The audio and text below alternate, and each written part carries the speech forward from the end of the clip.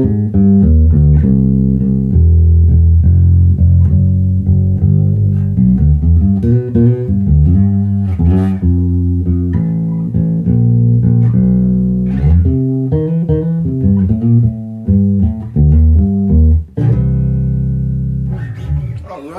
friends, what's happening? Happy Monday to you. This is Andy coming to you again from here at my Daily Funk Club headquarters. And today I want to show you what a mod that I just did to my 1977 Fender Precision bass. I pulled out the original stock late 70s pickup and I put in the Nordstrand NP4v A3. The A3 stands for Alnico 3, which is the magnet type that is used. And this is a vintage correct pickup that has the tone target that it is kind of designed for is more of a 60s style mellow and warm Fender P-bass tone, as opposed to the 70s, the late 70s, which were hotter and brighter.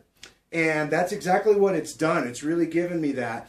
The bass sounded great before. It didn't sound bad, but I like the way that it sounds now, because the only issue that I was having was that when I dig in real hard sometimes, and when I was digging in really hard on the previous pickup, it didn't.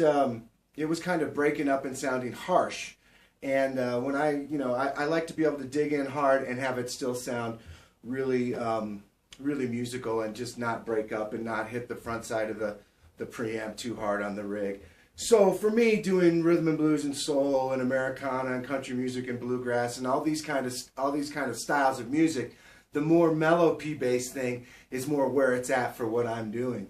Now, if I was playing in a punk band or a band where I wanted to get real aggressive and play with a pick in a hard rock band or something, then maybe the 70s version would be better, or a different version of the Nordstrand pickups, like the NP4v with the angled pole pieces. It's got a real kind of aggressive low mid bark and bite. So there's a lot of different options out there, but I'm really happy with this. I'm really happy that I did this. Of course, I saved the old pickups and put them in a plastic bag so that I have all the original parts of the instrument. If for some reason I ever decide to sell this bass, like when I'm old and gray and retired, or more gray, and definitely just not even playing anymore. But this is a P-bass that you keep. You know, this is the one that you look for your whole life, and then when you find it, you just keep it. I found this thing. I paid $1,600 for it, and it's all original. Everything, the finish, all the parts, and everything's original. As far as I know, I took it apart and looked at the numbers. The numbers match on the pickguard and on the headstock, and the body is stamped and everything. So as far as I know, it's completely legit. So anyways, I started off with that kind of mellow, slow blues thing, and I have the tone at halfway. Now I'm going to turn the tone all the way up.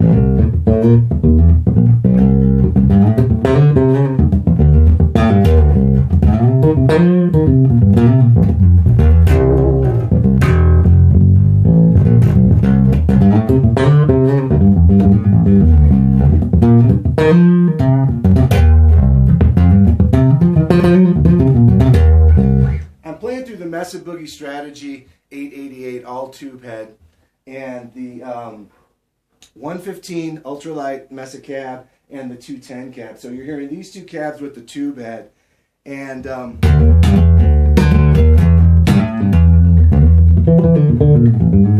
so the pickup is definitely more mellow, and it has less of that bright, harsh high end. So mission accomplished. It also has a nice, rich and even clarity when I'm playing chords.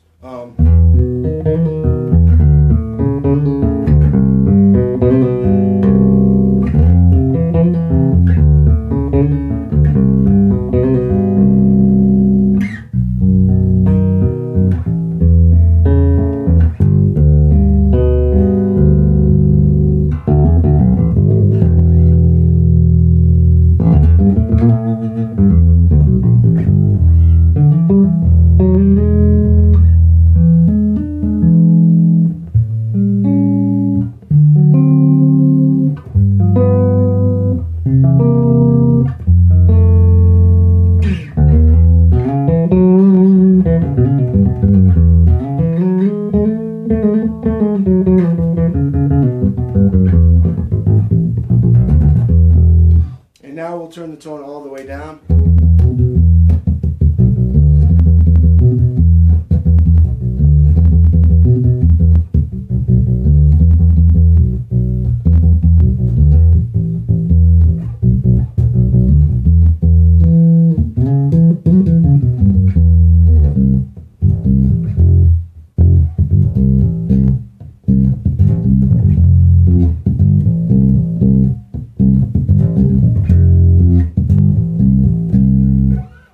This is about 20% on the tone.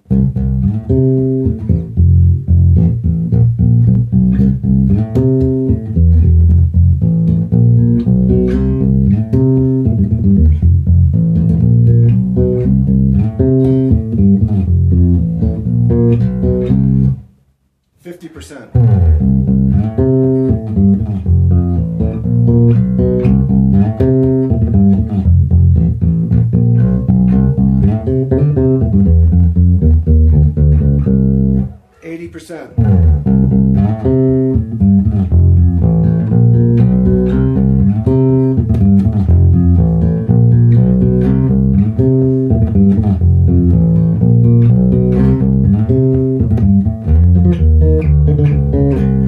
And back all the way up to 100% on the tone.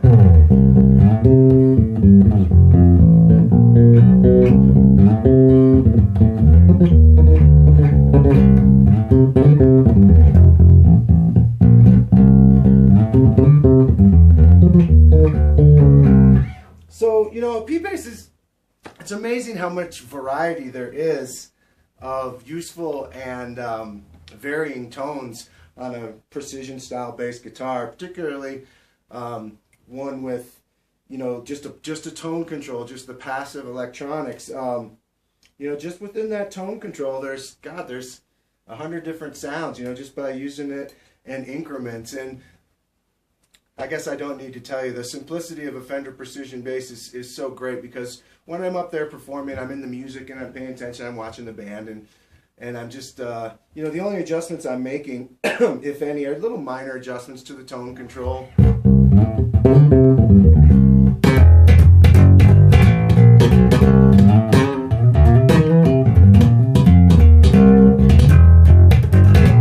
So all this big open surface area, you know, play up over the fingerboard and get a kind of a bigger, rounder sound. Play right over the pickup and dig in.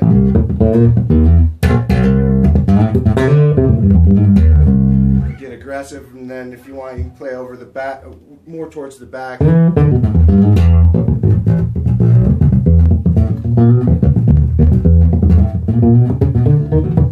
know, get real short notes happening and playing in the back where the tension is tighter.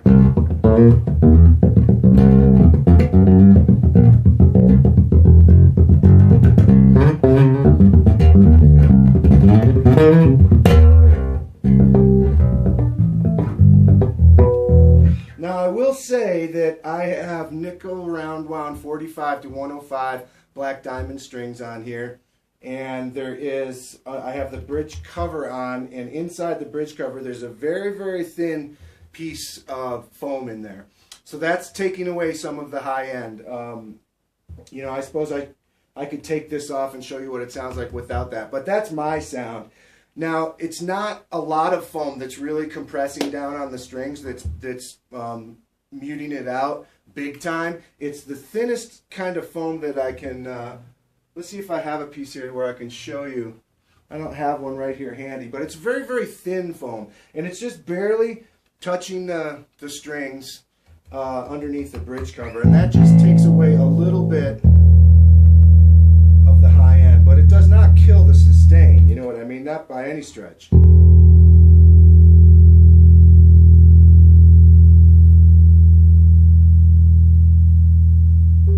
You know, this thing has a great nice, you know, sustain, and everything's coming together really nice. So the rosewood fingerboard and I guess it's a swamp ash body. It's really, really light. The bass weighs about 8.3 pounds total.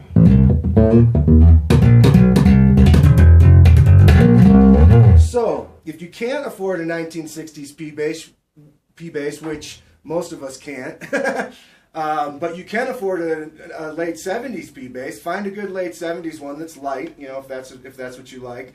And then, you know, maybe put a set of these Alnico pickups in it, and it'll take you back to that kind of more of a 60s P bass type of tone. That's just an option for you, and it certainly worked well for me. So right on. Thank you to everybody at Nordstrand. I can't wait to come to you know, spend the week with you at NAMM here in another week or so, and we're going to have a great time. And yeah, I encourage you to check out Nordstrand audio pickups. Thanks. Talk to you soon. Peace.